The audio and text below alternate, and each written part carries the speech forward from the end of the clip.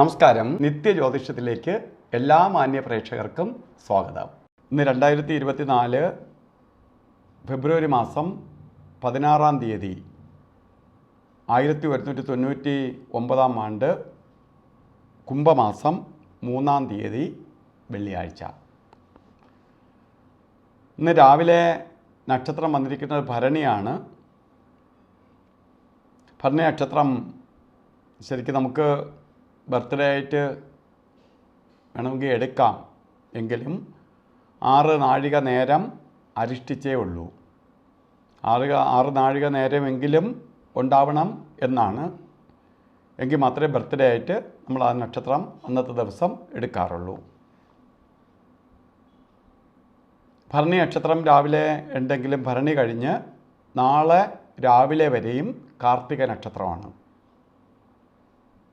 ഭരണി നക്ഷത്രവും കാർത്തിക നക്ഷത്രവും ശുഭകാര്യങ്ങൾക്ക് എടുക്കുന്ന നക്ഷത്രമല്ല, ശുഭ നക്ഷത്രങ്ങളായിട്ട് എടുക്കുന്നതല്ല. അപ്പോൾ ശുഭകാര്യങ്ങൾക്ക് പറ്റിയ നക്ഷത്രമല്ല. ദിവസം നമുക്ക് ശുഭദിവസമാണ് വെള്ളിയാഴ്ച. വെള്ളിയാഴ്ച ശുക്രവാരം, ശുക്രൻ്റെ ദിവസമാണ്. അപ്പോൾ ശുക്രൻ്റെ ദിവസം ശുഭകാര്യങ്ങൾക്ക് അനുകൂലപ്രദമായ ദിവസമാണ്. പക്ഷേ ഇന്ന് ബർത്ത്ഡേ വന്നിട്ടുള്ളൊരു ശുഭദിവസം വന്നിരിക്കുന്ന ശുക്രൻ്റെ ദിവസം. ശുക്രൻ സൗഭാഗ്യങ്ങളെ പ്രദാനം ചെയ്യുന്ന ഒരു ഗ്രഹമാണ്. അപ്പോൾ ശുക്രൻ്റെ ദിവസമാണ് നമുക്കിന്ന് ബർത്ത്ഡേ വന്നിട്ടുള്ളവർക്ക് വന്നിരിക്കുന്നത്. അത് ഒരു വർഷത്തെ ഫലത്തെ ചിന്തിക്കുമ്പോൾ ഐശ്വര്യപ്രദമായ അവസ്ഥയ്ക്കിടവരും എന്നുള്ളതിന് സംശയം വേണ്ട. നിങ്ങൾക്ക് ഒരു വർഷത്തെ ഫലത്തെ ചിന്തിക്കുന്നതാണ് ഇപ്പോൾ ശുഭപ്രദമായ വർഷം തന്നെയാണ് എന്നുള്ളതിന് സംശയം വേണ്ട. ഓരോ കാര്യങ്ങളും ഇന്ന് ചെയ്യാൻ ഉദ്ദേശിക്കുന്നവർ ഇന്നത്തെ ശുഭനക്ഷത്രമല്ലാത്തതുകൊണ്ട് ആകിലും ഇന്നത്തെ ദിവസം ഒഴിവാക്കാൻ പറ്റുമെങ്കിൽ ഒഴിവാക്കുന്നതാണ് നല്ലത്. അത് കാർത്തികയാവട്ടെ അല്ലെങ്കിൽ ഭരണിയാവട്ടെ അത്ര കണ്ട് ശുഭപ്രദമായ നക്ഷത്രമല്ല. അപ്പോൾ ഇന്ന് ബർത്ത്ഡേ വന്നിട്ടുള്ളവർ ശുക്രൻ്റെ ദേവത ദുർഗയാണ്, പാർവതീ ദേവിയാണ്. ദുർഗാക്ഷേത്രത്തിൽ അല്ലെങ്കിൽ മാതാവിനെ ഭജിക്കണം. ദേവിയെ എത്രത്തോളം ഭജിക്കാമോ അത്രയും നിങ്ങൾക്ക് ഗുണപ്രദമായ അവസ്ഥകൾക്കിടവരെത്തും. അപ്പോൾ ദേവീ ഭജനം നടത്തുന്നത് ഏറ്റവും ഉത്തമമായിരിക്കും. അതേപോലെ തന്നെ ഇന്ന് നമ്മൾ വസ്ത്രധാരണം ചെയ്ത് നടക്കുന്നവർ ചുവന്ന വസ്ത്രം, ശുക്രന് നമ്മളിലേക്ക് പോസിറ്റീവ് എനർജി ആകർഷിക്കാൻ വേണ്ടിയിട്ട് നമ്മൾ ധരിക്കുന്ന വസ്ത്രത്തിൽ ചുവപ്പ് വസ്ത്രവും കൂടി പങ്കുചേരുക. അല്ല മൊത്തത്തിൽ ചുവപ്പായിട്ട് നടക്കണമെന്നല്ല, ചുവന്ന വസ്ത്രവും കൂടി, അത് ഷർട്ടായിട്ടോ അല്ലെങ്കിൽ ബ്ലൗസായിട്ടോ ധരിക്കുന്ന നന്നായിരിക്കും. അല്ലാതെ കുങ്കുമമൊക്കെ നെറ്റി തൊടുന്നവരാണെങ്കിൽ കുങ്കുമം നെറ്റി തൊടുക, അല്ലെങ്കിൽ ചുവന്ന പൊട്ട് നെറ്റി ഇടുക. ഇതൊക്കെ നമുക്ക് നമ്മളിലേക്ക് പോസിറ്റീവ് എനർജി ആകർഷിക്കാൻ ഇടവരുത്തും. അപ്പോൾ ഇന്നത്തെ ദിവസം ഞാൻ പറഞ്ഞു അത്ര കണ്ട് നല്ല മുഹൂർത്തമുള്ള ദിവസമല്ല. ഇന്ന് നമുക്ക് രാവുകാല സമയത്തിന് പ്രാധാന്യം കൊടുക്കാമെന്ന് പറഞ്ഞാൽ രാവുകാലം നമ്മൾ യാത്ര ചെയ്യുന്നത് രാവുകാല സമയത്താണ് യാത്ര തുടങ്ങുന്നതെങ്കിൽ രാഹു എന്ന് പറഞ്ഞ സർപ്പമാണ്.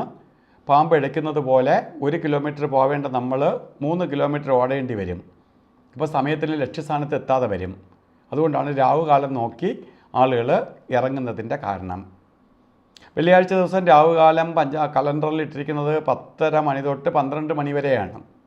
ഇത് കലണ്ടറിൽ ഇട്ടിരിക്കുന്ന ഉദയത്തെ ഒന്നും നോക്കാതെ ഇട്ടിരിക്കുന്നതാണ്. ഇന്ന് നമുക്ക് രാവുകാലം പറഞ്ഞത് 11 മണി 11 മിനിറ്റ് തൊട്ട് 10 എന്നുള്ളത് 11 മണി 11 മിനിറ്റ് ആയാലേ രാവുകാലം തുടങ്ങുകയുള്ളൂ. 12 എന്നുള്ളത് 12:39 വരെ രാവുകാല സമയമുണ്ട്. അതുകൊണ്ട് രാവുകാല സമയം നോക്കുക. ഈ സമയത്ത് യാത്രയ്ക്ക് ഏറ്റവും കൂടുതൽ പ്രാധാന്യം കൊടുക്കുക. മറ്റ് 2 ശുഭകാര്യങ്ങൾക്ക് എടുക്കാൻ പാടില്ലാത്ത 2 സമയമാണ് ഗുളികകാലവും യമകണ്ഠകാലവും. അപ്പോൾ ഗുളികൻ്റെ സമയം എന്ന് പറഞ്ഞത് 8 മണി 15 മിനിറ്റ് തൊട്ട് 9 മണി 43 മിനിറ്റ് വരെയാണ്. യമകണ്ഠനാവിട്ട് ശരിക്ക് 3:34 തൊട്ട് 5:02 വരെയാണ് യമകണ്ഠകാല സമയം. അപ്പോൾ ഇന്നത്തെ ദിവസം ഞാൻ കൊള്ളൂല എന്ന് പറഞ്ഞു ശുഭകാര്യങ്ങൾ ചെയ്തേ പറ്റുള്ളൂ. കാരണം അടുത്ത 2 അവധി ദിവസങ്ങൾ വരികയാണ്.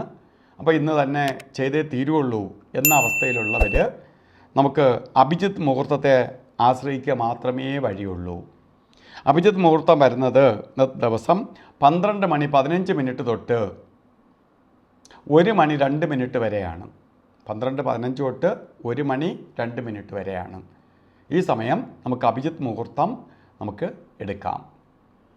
ഇപ്പോൾ ഇന്നത്തെ ദിവസം നമുക്ക് നക്ഷത്രപ്രകാരം അത്ര നല്ലതല്ല എങ്കിലും ദിവസപ്രകാരം കൊള്ളാം. എങ്കിലും ശുഭകാര്യങ്ങൾക്ക് അനുകൂലപ്രദമായ ദിവസമല്ല. നമുക്ക് കാര്യങ്ങൾ മാറ്റിവെക്കാൻ പറ്റുമെങ്കിൽ മാറ്റിവെക്കാവുന്ന ദിവസവും കൂടിയാണ് ഇന്ന്. എല്ലാ പ്രേക്ഷകർക്കും ഒരു നല്ല ദിവസം പ്രാർത്ഥിച്ചുകൊണ്ട് നിർത്തുന്നു. നന്ദി, നമസ്കാരം.